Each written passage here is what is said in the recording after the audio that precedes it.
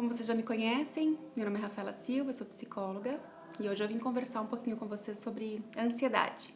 Eu acho que esse é o assunto que mais pedem para que a gente fale e não e é um assunto também que nunca se esgota, né?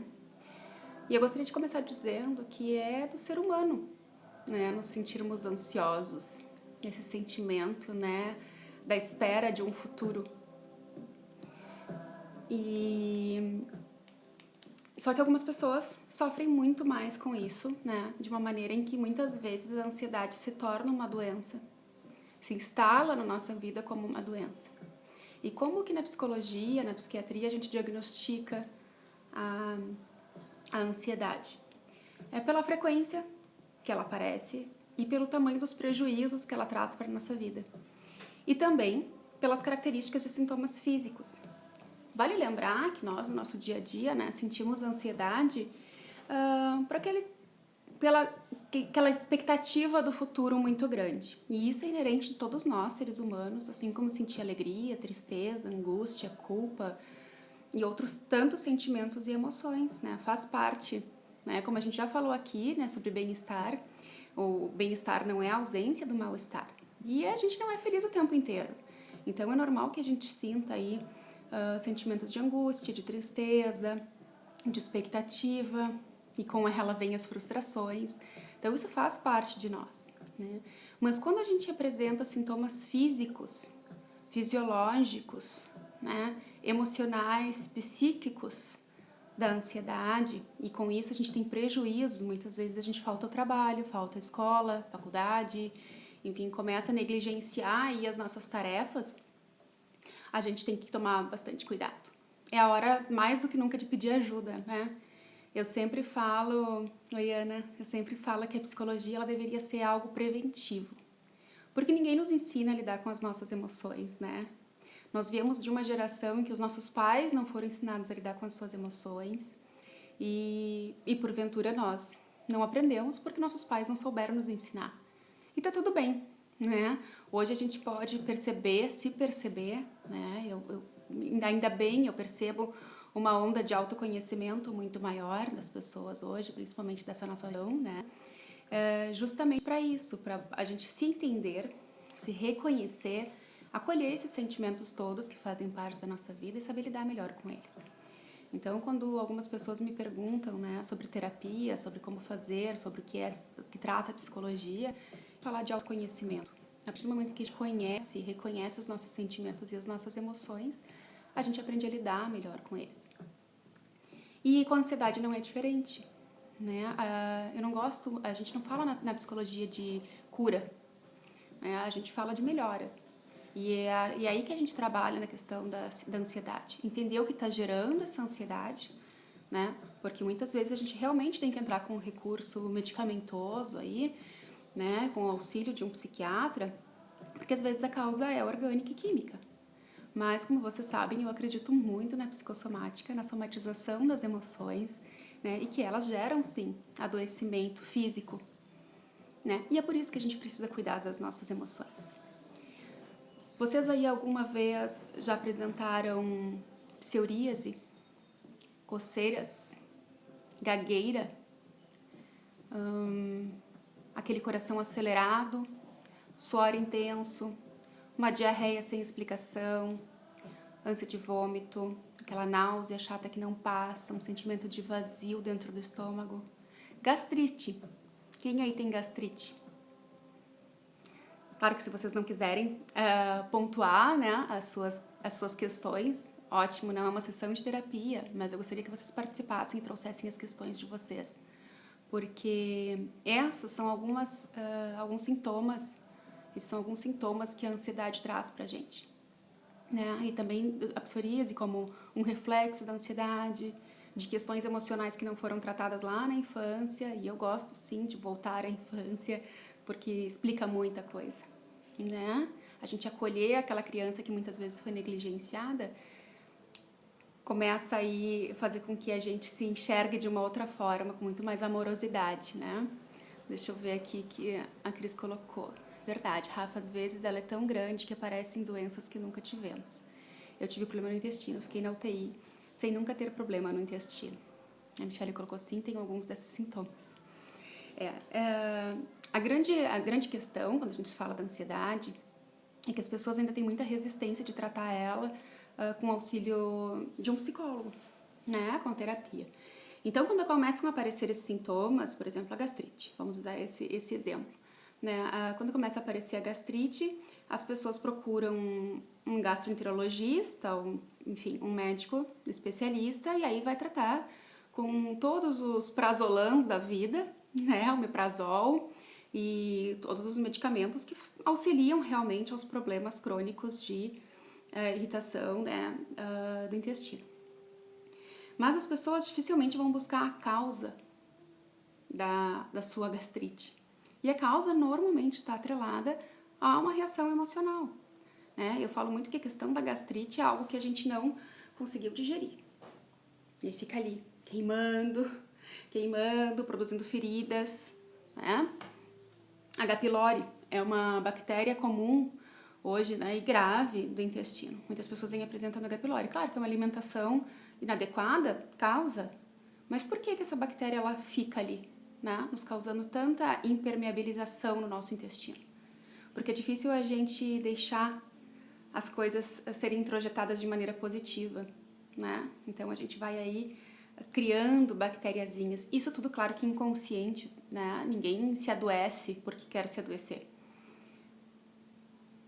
Cris colocou aqui também que melhorou com a terapia, carregava um casamento infeliz, engolia aquilo que não se, como se fosse uma obrigação. Então faz sentido, Cris, a gente pensar que aquilo ali ficava ali, né? Você ficava ruminando uma relação infeliz. E eu acho que é importante a gente parar para observar todas as nossas relações, né? Toda a nossa bagagem de vida. Então eu não tô aqui para falar só para saber se vocês têm ansiedade, mas para que vocês reconheçam talvez os motivos, né? E é claro que a partir do momento que a gente identifica os motivos da nossa ansiedade, a gente consegue aí, né, acolher esses motivos, né, essas causas e modificar. E claro que qualquer modificação, né, seja a mudança de um comportamento, sair de um casamento infeliz, né, mudar as nossas relações, não é fácil. Nunca é fácil. Hoje mesmo em terapia, né, falando com a minha paciente mais cedo, eu falei assim, você acha que é fácil mudar os comportamentos, mudar hábitos? Se fosse fácil, era só a gente apertar um botãozinho, né, como se fosse tão automático assim, e a gente ia mudar. A gente não ia ter conflitos quanto às mudanças, nós não íamos oferecer resistência quanto às mudanças, nós simplesmente mudaríamos, né? Não precisaríamos de terapeutas, não precisaríamos de medicamentos, né? Nem de de um alinhamento neurológico, nem de uma nova conduta, nem de práticas. Então, se fosse tão fácil assim, não existiam aí, né, inúmeras ferramentas para que a gente mude o comportamento. Só que de nada vale as ferramentas se nós não nos propusermos a enfrentar as dificuldades que a mudança de comportamento nos traz. Eu gosto muito de falar que a gente às vezes, né, isso porque o nosso cérebro é extremamente acomodadinho ali, porque ele não quer enfrentar o novo, né, ele foi condicionado a trabalhar onde ele já se reconhece, né, onde é mais palpável para ele, né, assim como a gente não quer mudar, a gente também é bem resistente, nosso cérebro nos conduz a isso, a essa resistência. E aí muitas vezes a gente fica em situações desconfortáveis porque é a nossa zona de conforto. É o que a gente já está acostumado a lidar, né? E aí a gente vai ultrapassando os nossos limites, aceitando coisas que não gostaria de aceitar, fica infeliz, contrariado, sentindo uma carência extrema, né? Então nos relacionamentos, principalmente, as pessoas me trazem algumas questões dos relacionamentos e aí eu busco perguntar qual é a relação que os pais tiveram, porque a gente tende a projetar, a gente tende a trazer para nossa vida aquilo que a gente aprendeu, né? Tanto vendo como um exemplo, né, quanto que nos foi ensinado mesmo com comunicação de todas as formas, né? O corpo fala, o silêncio fala, né? A negligência fala, o excesso de afeto e de proteção falam. Então, tudo isso a gente vai construindo aí na nossa história de vida, na nossa bagagem. E é importante a gente saber o que é nosso para trazermos e para aceitarmos os nossos relacionamentos. Isso eu não falo só de relacionamento amoroso, mas o relacionamento com os familiares, com os amigos, com os filhos. Nós passamos agora, nesse momento de pandemia, né, por momentos muito mais ansiogênicos, porque nós vivíamos aí na iminência de um adoecimento. Mas eu acho que quando a gente começa a entender o que é nosso e o que é do outro, a gente começa a se desvencilhar da ideia de controle. E claro que quando a gente fala de ansiedade, inevitavelmente a gente fala de controle. Esta falsa ideia de controle que a gente tem, né?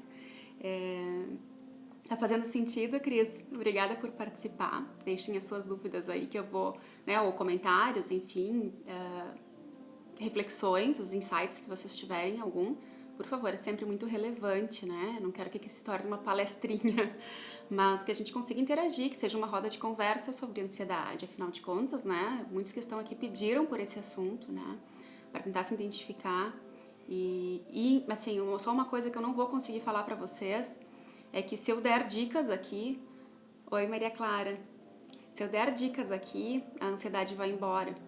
Porque não adianta, como eu falei, se valer das dicas e das ferramentas se vocês não usarem de forma efetiva, assertiva e constante, né? Para que as mudanças de comportamento, as melhorias aconteçam, a gente precisa de constância e de disciplina.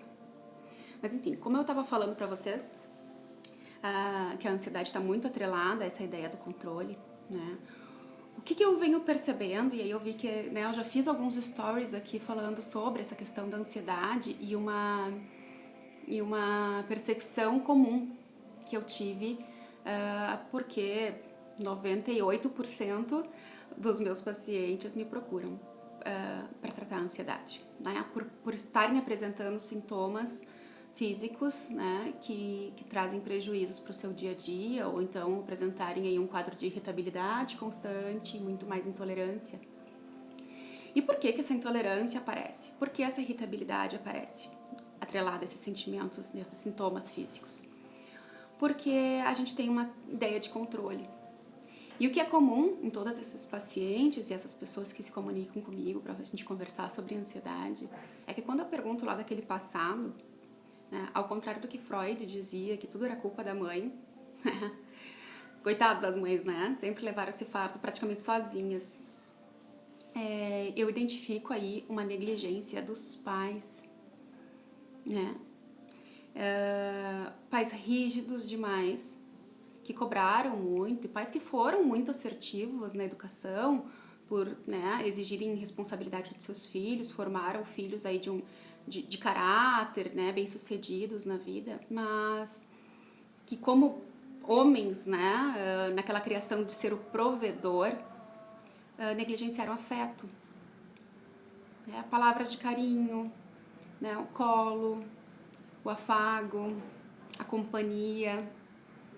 E aí essas pessoas, elas crescem com um vazio muito grande, né, tentando de alguma maneira, ainda como crianças, chamar a atenção desse pai, né, e mostrando que são bons filhos, bons alunos, bons companheiros, bons em tudo. Só que o pai tá ali, ocupado em prover, ocupado em tarefas, né, e educando, ocupado em cobrar, né, e isso quando é só essa questão da ocupação. Isso quando não é aquele pai que abandona a família, aquele pai que ele é agressivo com a sua esposa, né, aquele pai que é agressivo com seus filhos, aquele pai que é dependente químico, seja de álcool ou drogas, aquele pai que trai e tem uma outra família, né? As coisas, aí isso potencializa. Isso ainda é pior, né? E aí a gente começa a entender aí que nessa busca constante de querer agradar e ser enxergado por esse pai, né, a gente aprende a ser adulto muito cedo. A gente toma lugares que não são nossos na nossa infância, adolescência. Então, muitas vezes a gente é o melhor amigo da mãe, o homem da casa, né? A melhor em tudo, tem que ser melhor em tudo, né? Extremamente autoexigente, autocrítico. E nessa autocrítica, normalmente, vem uma crítica pejorativa, diminuindo, achando que nunca é suficiente. Porque aquele carinho que seria suficiente não vem. E aí nós nos tornamos adultos. E aí nesse cotidiano, nessa vida adulta, a gente gosta muito de dizer, essa nova geração não sabe lidar com frustração. E nós sabemos? A nossa geração, 30 e poucos, 40 anos, sabe lidar com frustração? Será que a nossa geração é tão melhor assim que esta nova geração, que não sabe lidar com frustração? Nós estamos adoecidos, nós estamos cansados, nós estamos irritados, nós estamos intolerantes, nós estamos aproveitando qualquer situação para brigar e extravasar as nossas raivas.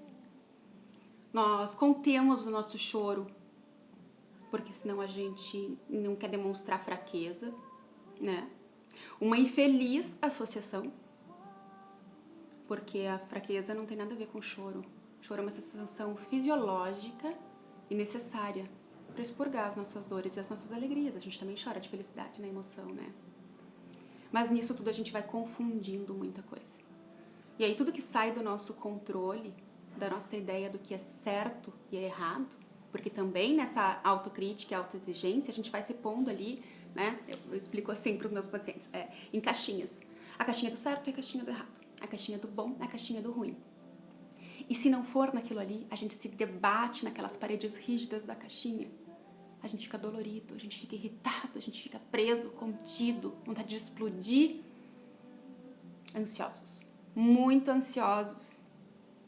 Né? Sua quando não tem que suar. Coração parece que vai explodir e sair pela boca quando não tem que sair. A gente fica ali na ameaça de qualquer hora alguém vai vir ali e vai colocar algo muito mais apertado naquela caixinha. O que eu quero dizer com isso? A gente está sempre esperando que alguma ameaça iminente aconteça. Esperando que alguma coisa saia do devido lugar de certo e errado. Que alguma coisa dê errado. Né? Mas e se? O ansioso vive no e se. E aí, o que a gente faz para sair dessa? E para aqui agora? Primeiro, entendendo o que aconteceu lá no passado. Se você se identificou com alguma dessas questões, como é que era esse pai? Como é que era essa mãe? Deixa eu ver aqui, Michele colocou aqui.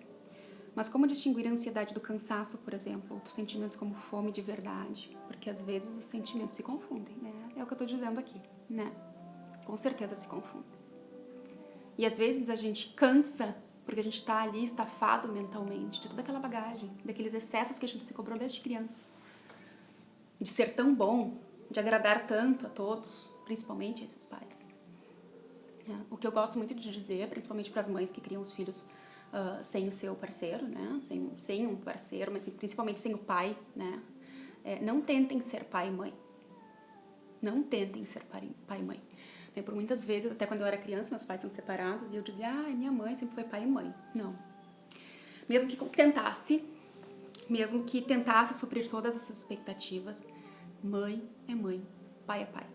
É muito importante que depois que essas relações se estabelecem, a mãe casa de novo, o pai casa de novo, ou tem uma avó, ou tem um tio, uma tia, alguém faça às vezes daquele papel masculino na família, daquela criança, ou daquele papel masculino ou feminino, de quem falta, é importante que faça.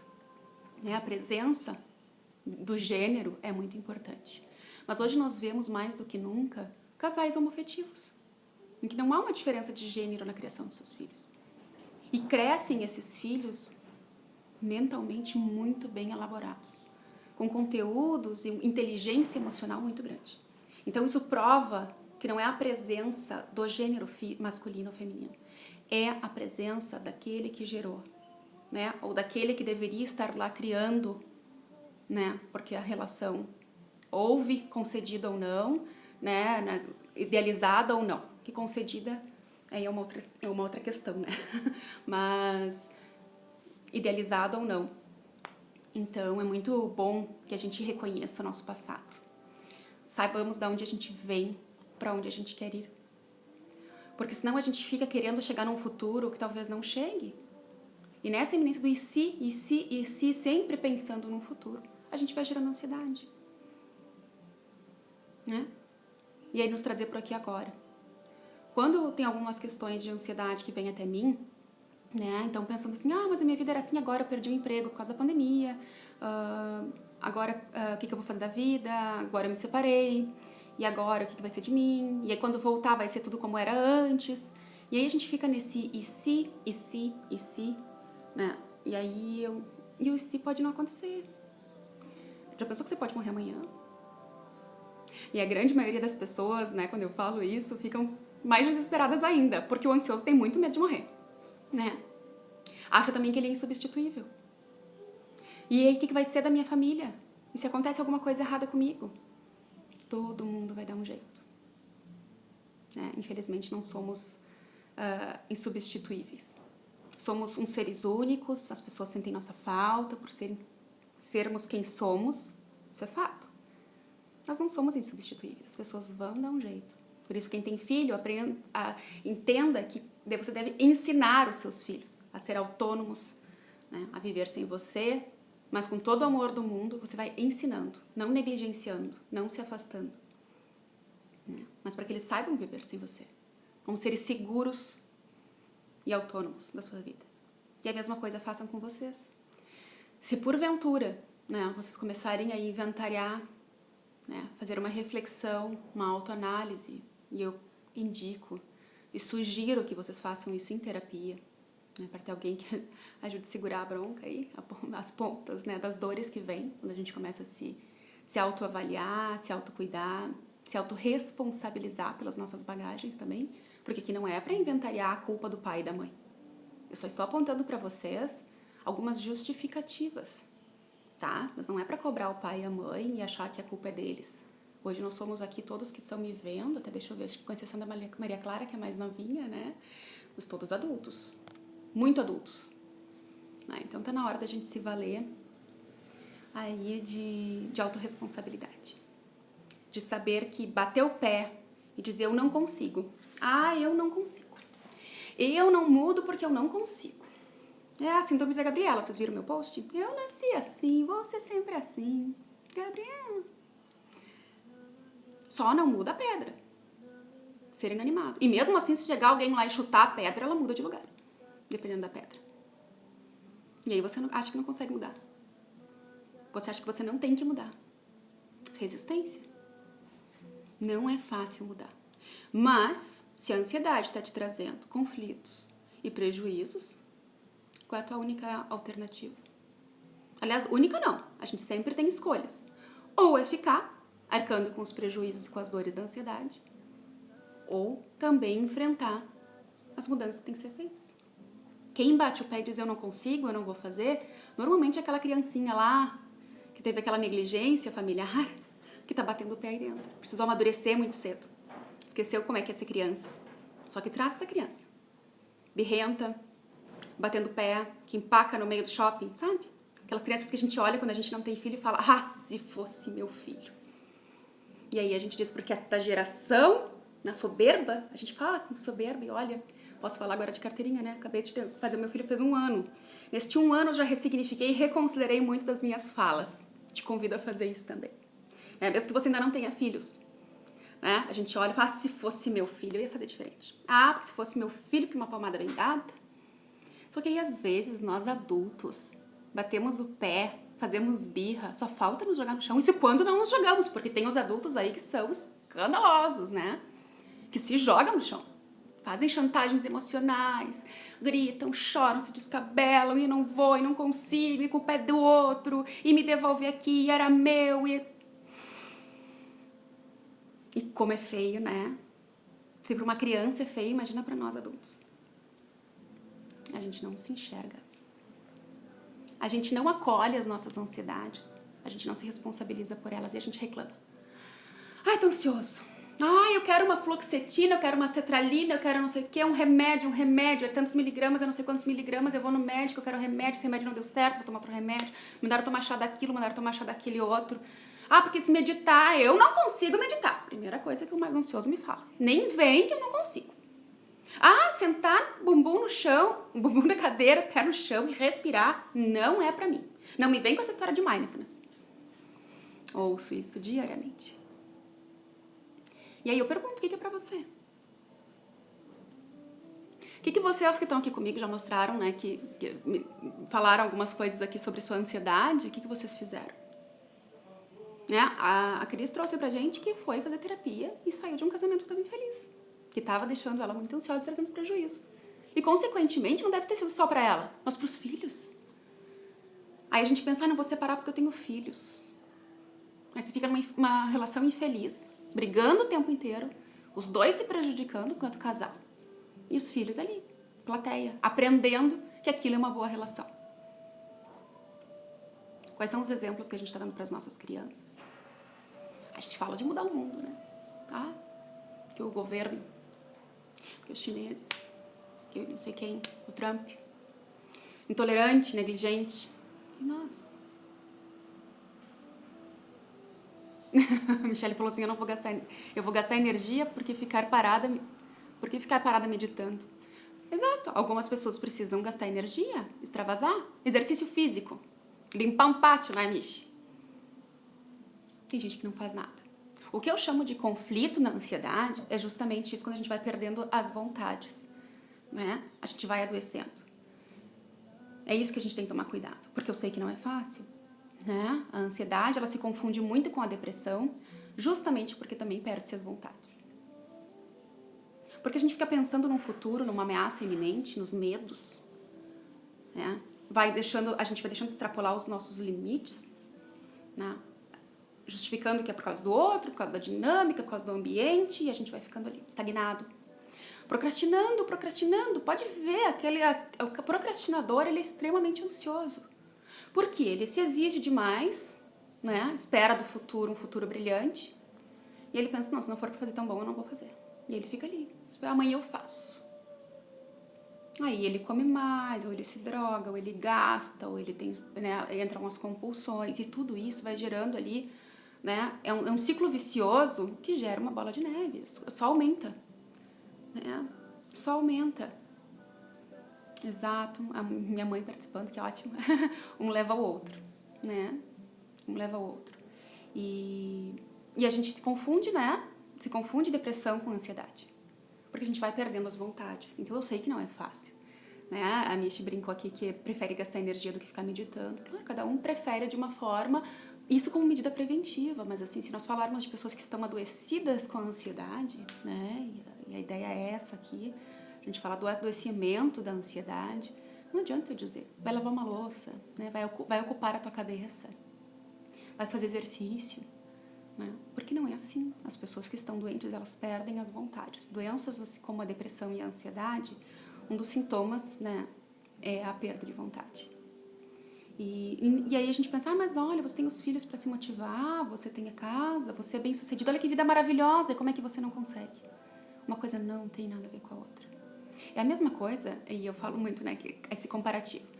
Se você quebrar a sua perna e tiver uma fratura exposta, você vai correndo para um traumatologista, você vai fazer cirurgia se tiver que fazer, vai botar pino se tiver que botar, você vai ficar com perna mecânica, se tiver que amputar, você vai colocar prótese, você vai fazer o que tiver que fazer para você voltar a andar.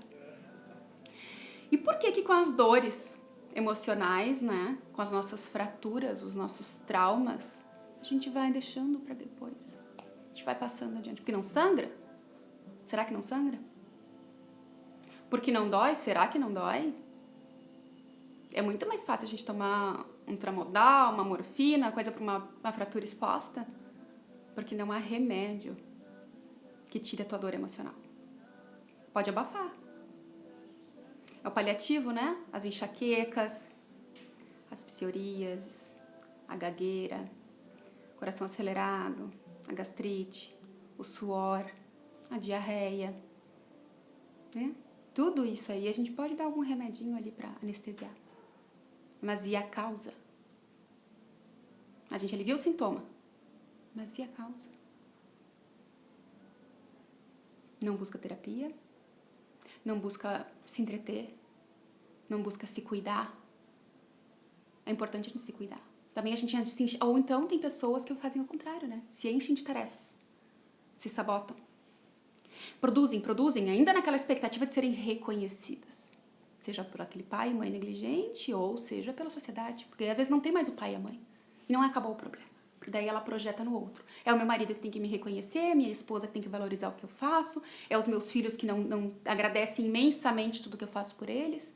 E aí a gente vai passando de geração para geração aquele mesmo comportamento que a gente aprendeu lá quando criança. né? Cris falou aqui que demorou 10 anos para procurar ajuda.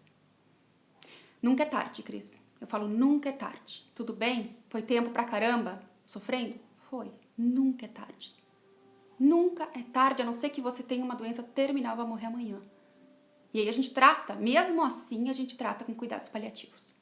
A gente trabalha com pacientes oncológicos, pacientes aidéticos, pacientes, enfim, com doenças terminais que têm dias de vida. E mesmo assim a gente trata. Até o último minuto a gente trata. A gente cuida. A gente faz com que eles se cuidem. Até o último minuto. Então nunca é tarde. Principalmente porque você tem vida. Vida para viver. Todo dia a gente tem uma nova oportunidade de ressignificar essa vida. Busque ajuda. Ah, mas eu não tenho dinheiro para fazer terapia.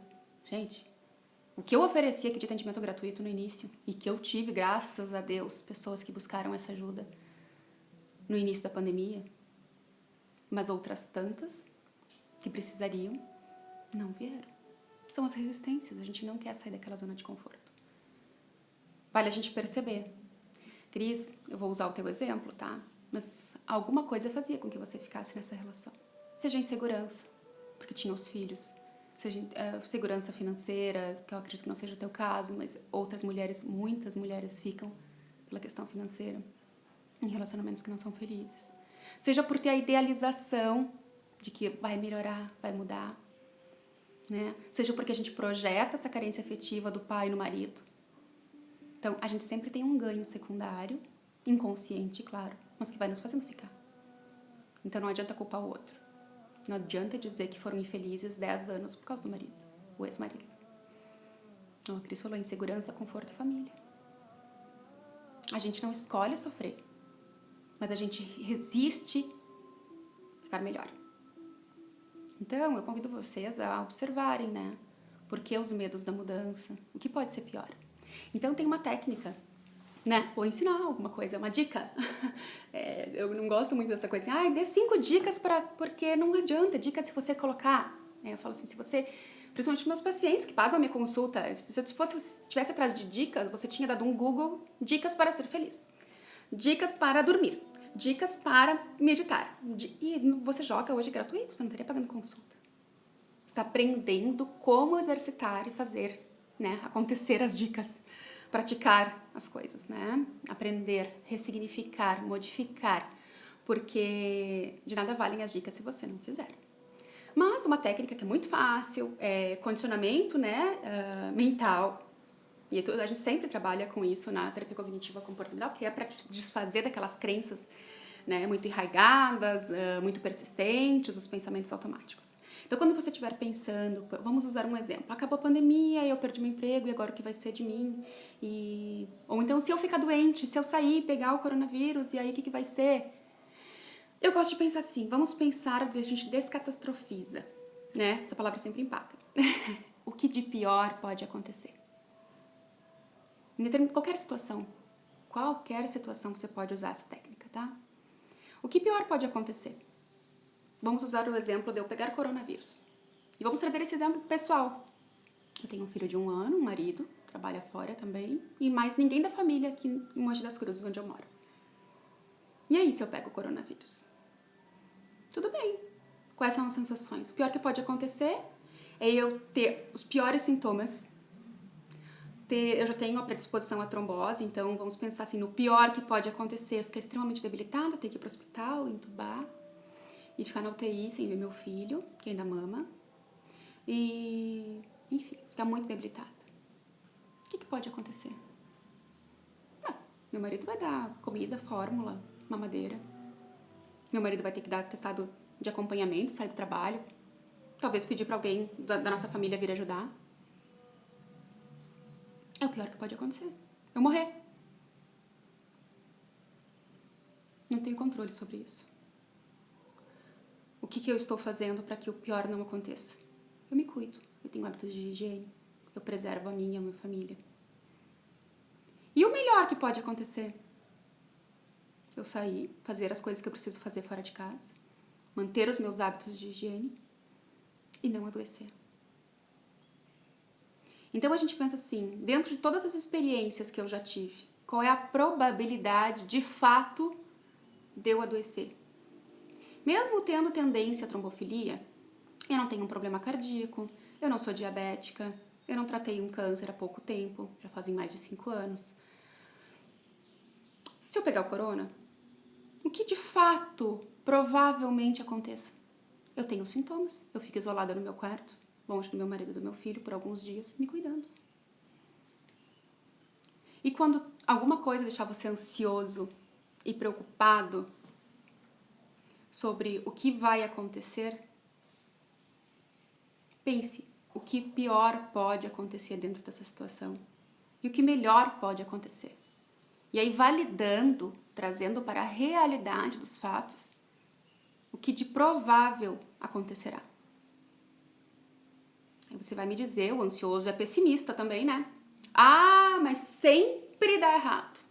Mas sempre... Ah, porque comigo acontece. O ansioso também anda com a nuvem negra na cabeça, com ele acontece tudo de ruim. Mas por quê? Não é porque ele atrai, não é que o pensamento atrai, não é que ele cocria o inferno da vida dele. Mas a gente condiciona o nosso cérebro a pensar coisas negativas, porque a gente aprendeu lá com as nossas crenças, pelas experiências de vida, claro, algumas coisas que não deram certo, às vezes muitas coisas que não deram certo, então a gente aprendeu a pensar de forma negativa. Mas tá na hora de acordar, como eu falei, todos adultos. Todos adultos. Quando a gente vai ensinar uma criança, a gente não diz? A criança vai falar, a gente não fica lá repetindo? Fala, mamãe, fala, mamãe, fala, mamãe, fala. 1000 vezes, 1 ano repetindo pra criança aprender a falar. E você não pode repetir pra você mesmo que está pensando em coisas negativas e que aquilo ali não faz parte de você, que aquilo não é a sua realidade, que você não atrai coisas negativas e condicionar o teu cérebro a um novo movimento. Mas é a nova geração é que é difícil. A gente é facinho, né? Ah, eu não queria fazer uma live pra dar sermão, né? Mas mas acaba, né? Que quando não eu vim falar para os adoecidos de ansiedade, mas é que eu vejo aqui que a grande maioria não sofre disso, sofre da ansiedade normal. Então, como medida preventiva, né? Vamos nos cuidar. Vamos nos cuidar para que a gente não adoeça de fato. Vamos ser preventivos com a nossa saúde mental, emocional e aí, consequentemente, física, orgânica. Vocês conseguem me dizer que horas são? Danilo não tá assistindo a live, eu acho, mas antes dele sair ele falou, pega o relógio, eu sempre esqueço do relógio. Alexa, que horas são? São 11h43. Eu tô com a Alexa aqui tocando uma musiquinha de fundo, 11h43. Eu quero salvar a live pra vocês, então eu não quero passar de 1 hora, mas eu queria ouvir de vocês aí, ler de vocês as suas dúvidas, algum relato, se foi pertinente pra você, se fez sentido essa live. Obrigada, amor. Se vocês, né, conseguem, percebem isso em alguém muito próximo também.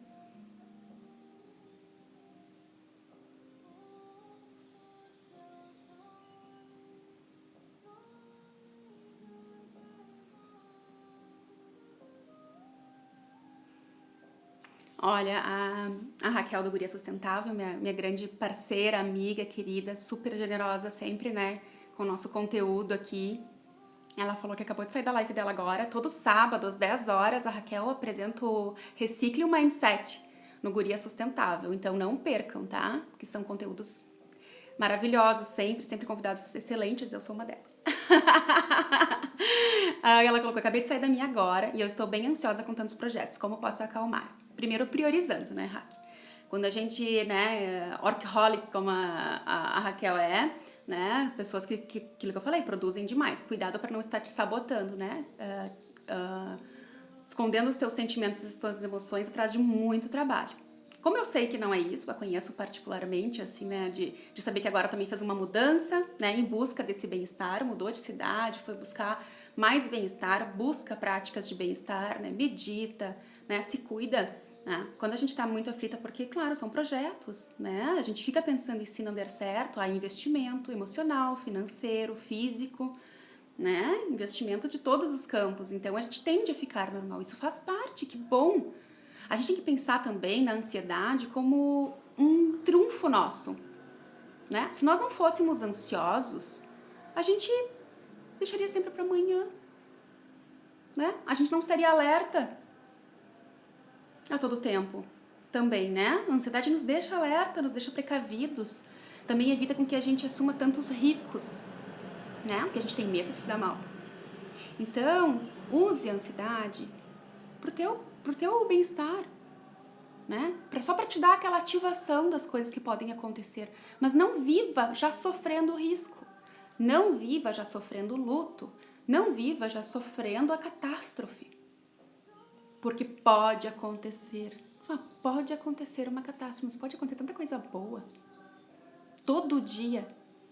Quando eu vou felicitar alguém, normalmente eu te felicito dizendo, né? Desejo a você boas surpresas. Vocês já perceberam? Para vocês já mandei mensagens desejando boas surpresas. Porque sim, podem acontecer boas surpresas. Mas a gente está sempre nesse ciclo vicioso da ansiedade esperando por coisas ruins. Más surpresas. Surpreendido com uma catástrofe. Então é mudar aquela chavinha, né? A Carol colocou que amei, Rafa, me identifiquei muito, que bom. É o que eu sempre falo, né? Tem que fazer sentido para vocês, não há um certo e errado. As minhas palavras são minhas palavras, claro que eu vou me valer de uma teoria, né? Quando eu vim falar com vocês aqui no meu canal profissional, né? Com ética, mas tem que fazer sentido para vocês. É a mesma coisa da terapia. Não adianta eu condicionar e direcionar alguém a um pensamento se não fizer sentido. Aliás, só muda, só toca a gente se fizer sentido. Algumas pessoas gostam de dizer que a gente muda pela alegria, né? Pela dor ou pelo amor. Eu não gosto de usar essas duas palavras. Eu acho que não tem que ser pelo amor e nem pela dor. Eu acho que isso quer dizer que a gente muda quando a gente é afetado. E afeto não é só amor e carinho. Afeto é quando nos afeta. Já ouviu aquela pessoa histérica, assim, histérica que eu digo, né? Aquele movimento agitado, gritando, fazendo... E aí a pessoa fala, nossa, olha que afetada. Tá afetada. Tá afetada de várias emoções. Não é só as coisas boas, né? Mas tem que fazer sentido pra você. A hora que você se tocar, a hora que alguma coisa tocar você, de fato, e não só as minhas palavras, mas fizer sentido na tua vida, você desperta para alguma mudança. E aí, como a Raque pediu ali, como é que faz para acalmar? Não queira mudar as coisas, nem melhorar as coisas de uma hora para outra. Então, vai começar uma dieta, fica extremamente ansioso. Hoje eu vou me despedir, vou comer tudo que eu tenho direito. Já na ansiedade de que aí se eu ficar com vontade, e se agora no final de semana eu não vou poder comer, e fica na ansiedade. Então, muitas pessoas não conseguem seguir adiante por causa da ansiedade. Não tente mudar radicalmente se isso não é pra você. Comer de 3 em 3 horas. Vou comer agora, daí eu vou ficar pensando pelas próximas 2 horas o que eu vou comer daqui 3 horas. Essa dieta não é pra você. Por isso que as coisas precisam, o cuidado tem que ser personalizado. Por isso que não tem uma dica e uma receita de bolo. É uma receita geral, porque algumas coisas são comuns, como eu falei pra vocês. De pessoas pra pessoas numa determinada situação. Mas cada ser é único, é subjetivo. O que vai funcionar pra um não vai funcionar exatamente pra outro. Né? Por isso que é tão importante a gente se cuidar, a gente se conhecer. Se você não se conhece, você usa qualquer dica achando que vai valer pra você também. E por que a gente se frustra? Por que pra amiga às vezes dá...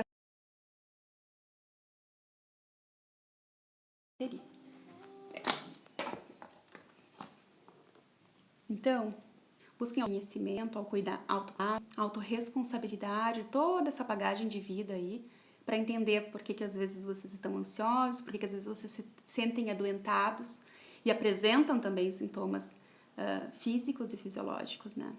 De doenças, que às vezes vocês acham que é do nada. Nada é do nada, né? Mas se cuidem. Cuidem das causas. Não se entupam de remédio, sem saber por que estão tomando esse remédio. As dores, elas só vão ser sanadas, diminuídas, minimizadas, quando você souber a causa e tratar a causa. Tem mais algumas mensagenzinhas, deixa eu ler aqui, para a gente encerrar. A Cris falou que fez sentido. Que ela falou, linda, quero você em tudo por aqui. Ela é muito generosa comigo sempre. Michelle colocou, mas é difícil ajudar o ansioso, porque geralmente ele não quer ser ajudado. Ele quer ser resolvido. Tem que ter uma paciência de Jó. Mas foi o que eu falei aqui, né, Mich? As pessoas querem uma receita de bolo e querem que os outros venham resolver. E aí, isso é falho e isso é frustrante, porque é a gente com a gente mesmo o tempo inteiro. Infelizmente, né? Nem que os outros entendam, nem que os outros apoiem, né, a decisão de mudar para qualquer coisa, para melhorar, é nossa. O esforço é nosso, né? E não depende do outro. O ansioso realmente às vezes acha que é o outro que está daquele jeito por um outro, ou por causa da doença, ou porque... Por isso que eu estou chamando vocês a essa autorresponsabilidade, né? É sempre nós com nós mesmos. Cris falou gratidão pelas palavras, eu que agradeço a presença. A Raquel colocou sim, estou colocando naquele planner que você me passou, está ajudando muito. Lembra que eu e a Raquel fizemos um planner juntas, né? E quem tiver interesse também pode me mandar uma mensagem inbox que eu mando para vocês, que é uma forma de organizar. Quando a gente tem muitas coisas que nos deixam muito ansiosos, a gente poder organizar, priorizar, né? Porque tem coisas que realmente a gente pode fazer para amanhã, né? Tem outras datas, tem mais tempo e outras que são iminentes. Então, para que a gente não entre naquele ciclo vicioso de não vai dar tempo, eu não vou conseguir fazer tudo, devagarinho, organizadamente, constantemente, a gente mantém o movimento.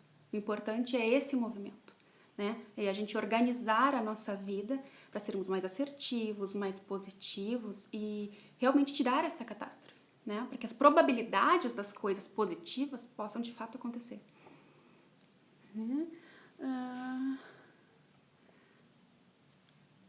M1D178, quem é esta pessoa? Me fala teu nome. Perdi o início da live, mas vou assistir a gravação. Sim, quero deixar gravada pra vocês. Eu não tenho conseguido, a live que eu tive com a Daniela, eu não consegui salvar aqui, nem com a Ju. E aí eu salvei no meu Facebook, é o mesmo Rafaela Silva Psicóloga, e no YouTube. Então, se vocês quiserem, perderam alguma live já, podem procurar lá. Algumas eu tenho salva aqui no IGTV. E essa eu vou procurar deixar salva aqui também. Vamos ver se eu consigo baixar dessa vez. Raquel colocou gratidão, querida, foi um presente na minha vida, muito aprendizado, sucesso. Ah, Michele da turma da Latam. Ai, que legal, muito bom ter vocês aqui. Queria mais uma vez agradecer imensamente, né, pela participação, né, pela escuta. Espero que faça sentido para vocês de alguma forma e que, se não fizer sentido para vocês nesse momento, tudo bem, né? Se vocês acharem que pode fazer sentido para alguém, compartilhem, né? Se vocês tiverem sugestões de assuntos, queiram tratar de alguma coisa, mesmo que não em live, mas que precisarem conversar de alguma forma, estejam bem, contem comigo. E eu me despeço aqui com o coração cheio de